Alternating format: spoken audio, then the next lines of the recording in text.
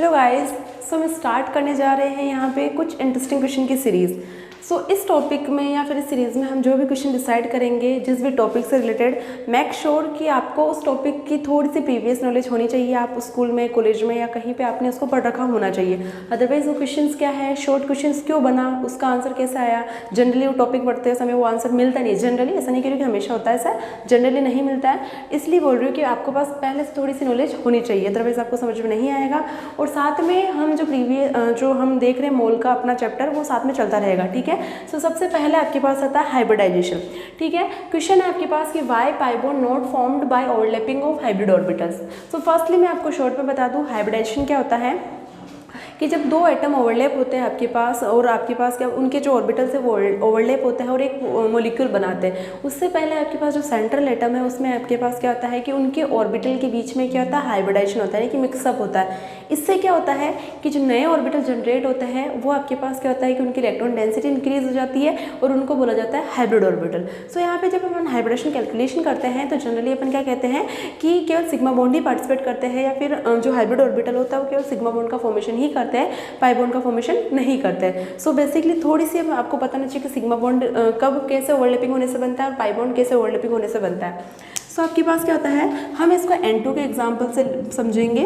N2 में आपके पास hybridisation होता है sp। ठीक है। जब दो एटम, अगर पहला बॉन्ड सिग्मा बना चुका है, अगर दो सेम एटम की मैं बात कर रही हूँ, मान लो ये एक एटम है, ये एक एटम है, अगर इसने पहला बॉन्ड सिग्मा बना चुके हैं, अगर उसके बाद में भी वो दूसरा या तीसरा बॉन्ड फॉर्म करेंगे तो वो पाई होगा। ठीक है। सो मैंने बात किया है N2, इसमें आपके पास क्या होगा, sp हाइब्रिडाइजेशन पाया जाता है और इसका स्ट्रक्चर होता है n। इसमें एक सिग्मा होता है और दो आपके पास क्या होता है, पाई होते हैं। सो यहाँ पे क्वेश्चन ये है कि ये जो सिग्मा है ये तो हाइब्रिड ऑर्बिटल के ओवरलैप से बनता है, लेकिन जो पाई होता है वो अनहाइब्रिड से ही बनता है। सो ऐसा क्यों होता है, तो सबसे पहले आपको पता होना चाहिए जो सिग्मा बॉन्ड है वो आपके पास क्या होता है कि जो ऑर्बिटल होते हैं हेड से हेड, जो सिग्मा बॉन्ड होता है आपके पास, इसमें जो ऑर्बिटल होते हैं वो हेड से हेड या फिर टेल से टेल ओवरलैप करते हैं, यानी कि या तो उसके सिर आपस में या फिर उसकी जो पूंछ ऑर्बिटल की वो आपस में ओवरलैप करेगी।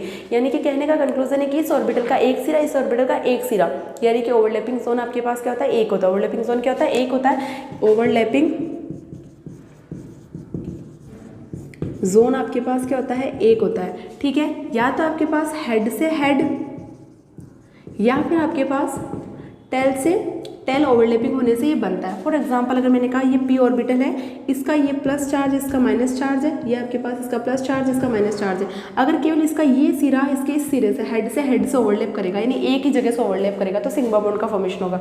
पाई बॉन्ड और या फिर इसके टेल से यानी माइनस से ओवरलैप करेगा तो आपके पास सिग्मा बॉन्ड का फॉर्मेशन होगा, यानी कि ओवरलैपिंग जोन यहाँ पे क्या होगा, एक रहेगा। तो फिर पाई बॉन्ड में क्या होता है, पाई बॉन्ड में आपके पास क्या होता है कि साइड वाइज ओवरलैपिंग होना, यानी कि ऐसे मान लो कि आपके पास, अगर मैं p की बात करूँ, ऐसा आपके पास कभी भी पाई बॉन्ड नहीं बनाता है।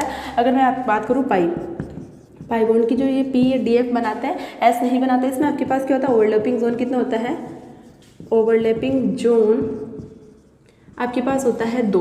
यानी कि इसमें आपके पास क्या होता है, कैसे ओवरलैप होता है, ऑर्बिटल कैसे ओवरलैप करते हैं, साइड वाइज ओवरलैप करते हैं। कैसे ओवरलैप करते हैं, साइड वाइज।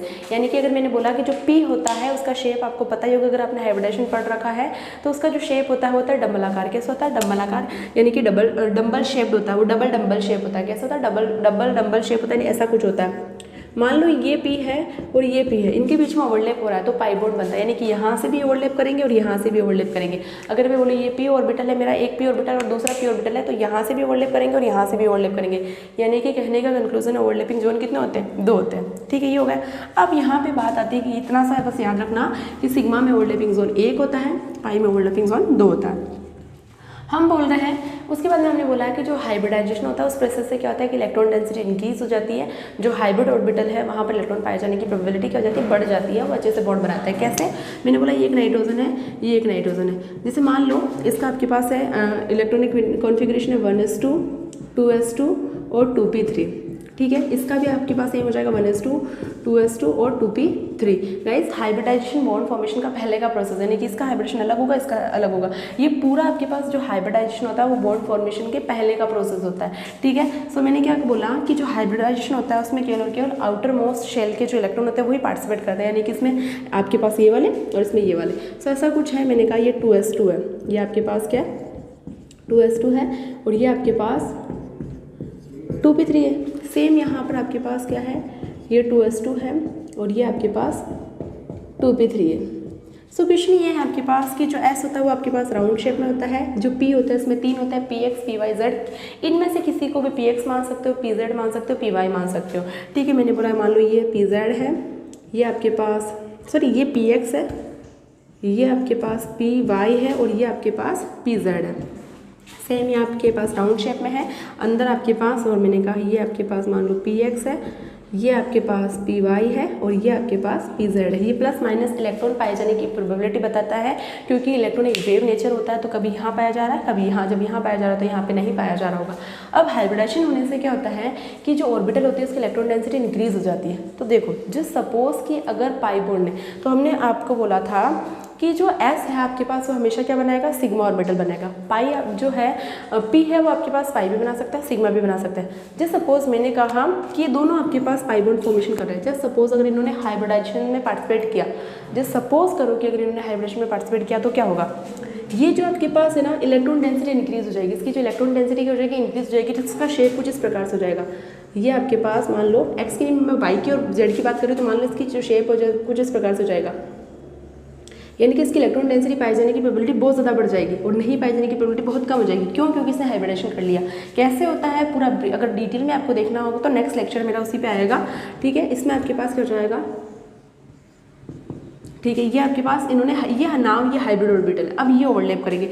सेम यहाँ पे आपके पास ऐसा बन जाएगा ये वाई वाला, और ये आपके पास बड़ा सा सेम साइज़ का ऐसा कुछ जेड वाला बन जाएगा, ये साइज सेम है। ठीक है, अब क्या होगा कि हाइब्रिड ऑर्बिटल बन गया, वाई का वाई से ओवरलैप होगा, जेड का जेड से ओवरलैप होगा। तो कैसे ओवरलैप होगा, जैसे सपोज करो मैंने कहा कि मैं उठा रही हूँ, सो मैंने कहा मान लो कि मैंने जेड का, मैंने मान लो कि वाई का ओवरलैप करवाया, तो वाई का वाई से। सो देखो गाइस, अगर ऐसे ओवरलैप होगा, मान लो कि इन्होंने हाइब्रिडेशन करके, संकरण करके हाइब्रिड ऑर्बिटल का फॉर्मेशन कर भी लिया, तो ओवरलैप करने के लिए तो ऐसा आएगा, इसका वाई, इसका वाई से। अब मैंने बोला कि ये पाई बनाएगा, पाई मतलब क्या होगा, साइड से साइड का ओवरलैप, यानी कि ये वाला जोन तो कर जाएगा ओवरलैपिंग, लेकिन जैसे ये वाला जोन ओवरलैप करेगा, ये वाला जोन इससे ओवरलैप नहीं कर पाएगा। मतलब कि यहाँ पे तो ओवरलैपिंग जोन कितना रह जाएगा, एक रह जाएगा। जबकि हमने बोला कि प्राइवेट जो पाई बॉन्ड है उसकी फॉर्मेशन के लिए ओवरलैप जोन कितना होना चाहिए, 2 होने चाहिए। इसीलिए गाइस जो हाइब्रिड ऑर्बिटल होते हैं वो पाई बॉन्ड का फॉर्मेशन नहीं करते। तो इसमें हाइब्रिडेशन कैसे होता है, इसमें हाइब्रिडेशन ऐसा कुछ नहीं होता है, ये आपके पास इनकी इलेक्ट्रॉन डेंसिटी में कोई इंक्रीज नहीं होता है, इसमें सिंपल सा हाइब्रिडेशन होता है आपके पास कुछ इस प्रकार से।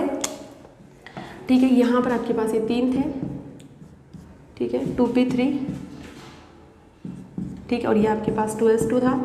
होता क्या है इसमें s और p के बीच में px, s और p के बीच में px, कोई सा भी एक, तो मैं px ले रही हूँ, s और p के बीच में हाइब्रिडेशन होता है। जितने ऑर्बिटल पार्टिसिपेट करते हैं उतने ही नए बनते हैं। कितने पार्टिसिपेट कर रहे हैं, 2 पार्टिसिपेट कर रहे हैं, 2 ही नहीं बनेंगे। यहाँ पे भी 2 पार्टिसिपेट कर रहे हैं, 2 ही नहीं बनेंगे। नाम क्या हो जाएंगे नए बनने के, यहाँ पे एक s और एक p, तो 2 नए sp बनेंगे, 2 नए sp बनेंगे।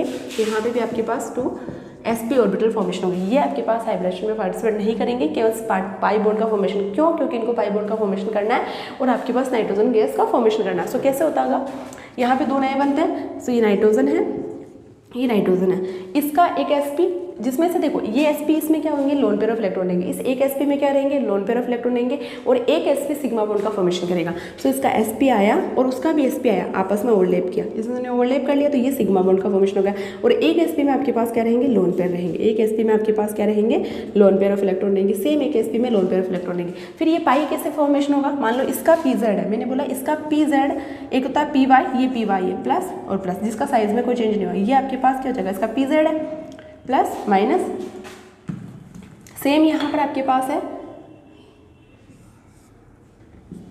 ठीक है, सेम आपके पास यहाँ पर है कि इसका आपके पास क्या हो जाएगा, ये pz हो जाएगा, py हो जाएगा, और ये आपके पास क्या हो जाएगा, pz हो जाएगा।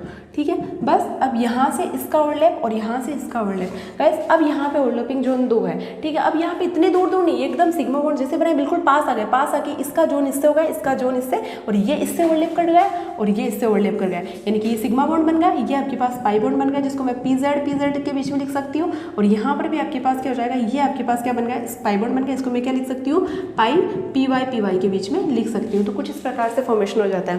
कहने का कंक्लूजन ये है, अगर आपको हाइब्रिडेशन की प्रीवियस नॉलेज होगी। तो बस इतना सा कंक्लूजन ये है कि हाइब्रिड ऑर्बिटल में क्या होती है, इलेक्ट्रॉन डेंसिटी बढ़ जाती है, जिसकी वजह से उनका साइज इंक्रीज हो जाता है। अगर पाई बॉन्ड ने हाइब्रिडेशन किया तो आपके पास उसका साइज इंक्रीज हो जाएगा। जैसे वो ओवरलैप करने आएंगे केवल उसका एक ही रीजन ओवरलैप कर पाएगा, दूसरा रीजन ओवरलैप नहीं कर पाएगा। जबकि हम जानते हैं पाई बॉन्ड में ओवरलैपिंग जोन कितने होते हैं, 2 यहाँ से और यहाँ से साइड वाइज। इसी वजह से जो हाइब्रिड ऑर्बिटल होते हैं वो पाई बॉन्ड का फॉर्मेशन नहीं कर पाते हैं। आई होप गाइस ये आपको शॉर्ट क्वेश्चन अच्छा लगा होगा। नेक्स्ट वीडियो में मिलते हैं कुछ और इंटरेस्टिंग क्वेश्चन के साथ। बस मेक श्योर आपको टॉपिक की थोड़ी सी प्रीवियस नॉलेज होनी चाहिए। Thank you for watching.